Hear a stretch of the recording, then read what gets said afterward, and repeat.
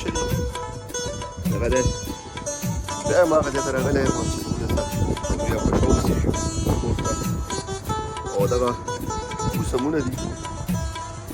خو ډېر سخت سوړه دی ایسا خبره یې چې ډوک ډیم ته راغلي یو دغه په ډوک ډیم کې دغسې پاتې او دغه سیمونونه به ګورئ او دغه موسمونه کله سپرلی شي کله خزان شي کله څه شي کله څه شي